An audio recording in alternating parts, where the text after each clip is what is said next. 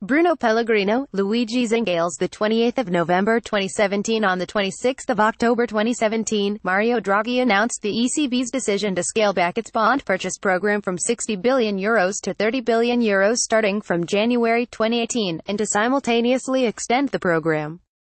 While overall in line with markets' expectations, the ECB's decision is seen by many as the beginning of the end of one of the most ambitious monetary stimulus programs ever. One country which has benefited particularly from ECB's commitment to asset purchases is Italy. The ECB's activism has kept Italian government bond yields low and stable for a long time. But that will not last forever. As less accommodative monetary policy looms on the horizon, Italy will increasingly need to rely on growth fundamentals to sustain its public debt. Unfortunately, the fundamentals do not look good. Not only was Italy severely battered by Europe's double-dip recession, its GDP is lower today than it was in 2005, but when we look at the growth of labor productivity measured as GDP per hour worked, see Figure 1, we can see that Italy has been stagnating since the mid-90s.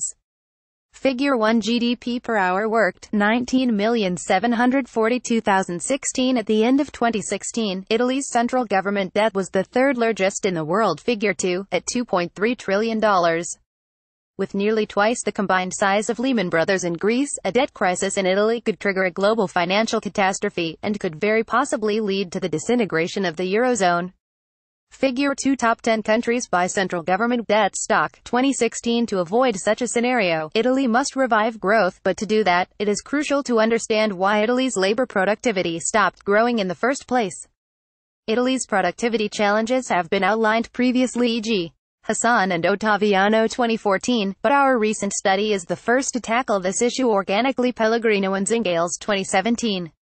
The common limitation of previous analyses of this problem is that they focus on explaining growth in Italy alone using one variable.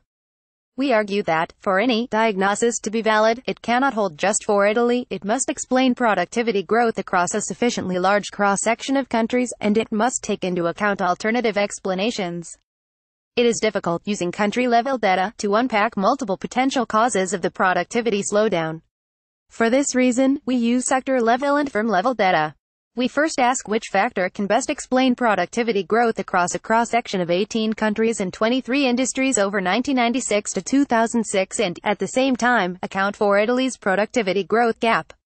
Once we identify a plausible candidate, using sector-level data, we use firm-level data to corroborate our findings and address potential shortcomings of aggregate data.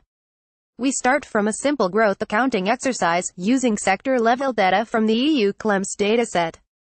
In this preliminary analysis, we confirm that Italy's labor productivity slowdown is not due to a lack of capital accumulation, a failure to improve the mix of the labor force, or the sectorial composition of the Italian economy. Italy's labor productivity growth is largely driven by within-sectors growth in total factor productivity (TFP). Next, we turn our attention to a set of 4 plausible shocks that might have affected Italian productivity around 1995. The first candidate is trade. The simultaneous creation of the euro and China's entry to the WTO threatened Italian firms' competitive position in world markets. While most recent trade theory suggests that a negative trade shock should have raised Italy's aggregate productivity by driving less productive firms out of the market, we also know from previous empirical studies, Frankel and Romer 1999, Alcala and Sacconi 2004, that a country gains productivity by exporting more. It is therefore possible that the trade shock could have slowed down TFP growth if the overall international presence of Italian firms was reduced as a result. A second related shock is the increased need for flexibility of the labor force, induced by a combination of technology and globalization. Dorn and Hansen 2015. Italy's historically rigid labor market, which has been the target of policy recommendations by the IMF and the OECD, might have prevented the reallocation of labor units, adversely affecting its productivity. See Caligaris et al. 2016. The third potential explanation is an institutional shock. While Italy has long been known to lag behind other developed countries in terms of the quality of its institutions, some observers, e.g. Gross 2011, have noted that, starting from the mid-1990s, Italy experienced a sharp decline in government quality as measured by the World Bank's worldwide governance indicators. This decline might have caused Italy to fall further behind on the technological frontier. Finally, we consider the effects of the so-called ICT revolution. It has been extensively shown, e.g. Bresnahan et al. 2002 that, to exploit the benefits of ICT, firms should reorganize the working place using a performance-oriented, meritocratic management model. The interaction of ICT and the quality of management has already been shown by researchers to have determined the reacceleration of U.S. labor productivity vis-a-vis European labor productivity over the same period. Bloom et al. 2012. In other words, it is possible that Italy's disease could be a more extreme form of this European disease.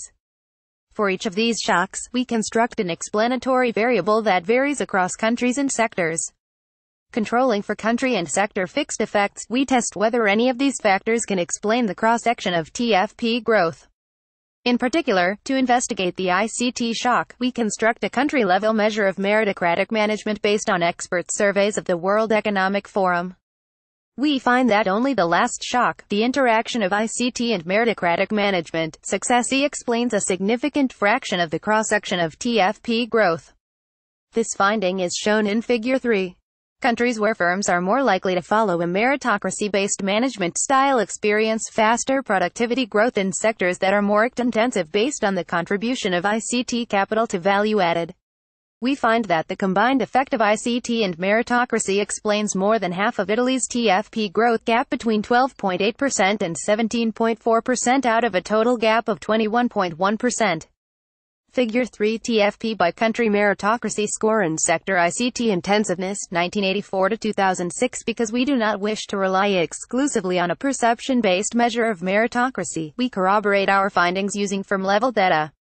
Using survey data on governance and managerial practices of EU manufacturing firms from the EFIGE dataset Altamonte and Acqualanti 2012, we construct a firm-level measure of meritocratic management, which ranges from 0 to 5.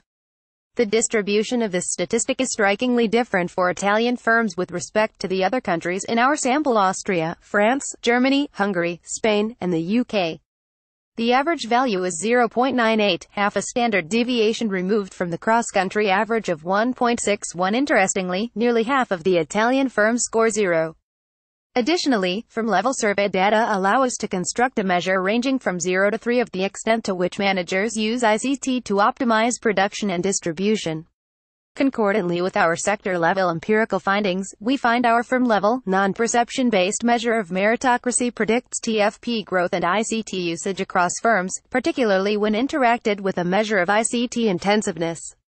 Figure 5 displays graphically the effect of meritocracy on ICT usage. Figure 4 distribution of firm ICT usage score, conditional on meritocracy, 2010. There is one last question that we address in our paper. If loyalty-based management, the opposite of meritocracy-based management, imposes such a burden in terms of productivity, how can it possibly persist for so long among Italian firms? The answer to this question is complex, and we do not claim to have a conclusive answer. However, we provide suggestive evidence in the concluding section of our study that meritocratically managed firms face more obstacles in Italy than they do in other European countries, particularly when it comes to dealing with public bureaucracy or obtaining credit.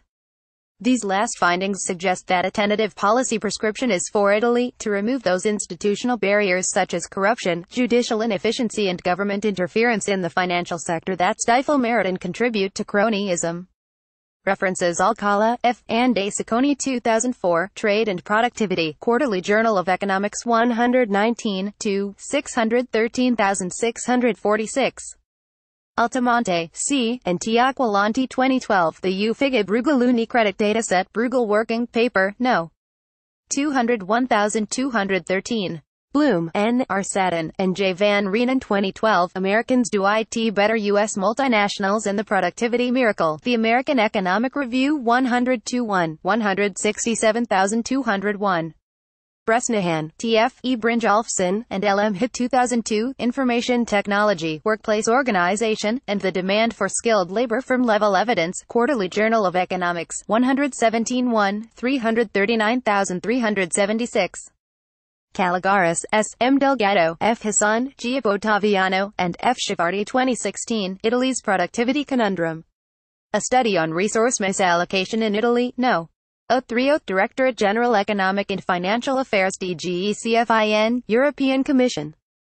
Dorn, D., and G. H. Hansen 2015, Entangling Trade and Technology Evidence from Local Labor Markets, Economic Journal, 125,584, 62,146. Frankel, J. A., and D. Romer 1999, Does Trade Cause Growth? American Economic Review, 89 3, 37,999. Gross, D. 2011, What is Holding Italy Back? VoxAU.org, 9 November. Hassan, F., and G. Ottaviano 2013, Productivity in Italy, The Great Unlearning, VoxAU.org, 30 November. Pellegrino, B., and L. Zingales 2017, Diagnosing the Italian Disease, NBER Working Paper No. W23964. Pinelli, D., Ishakli, and J. Varga 2015, Italy's Productivity Challenge, ECFIN Economic Briefs.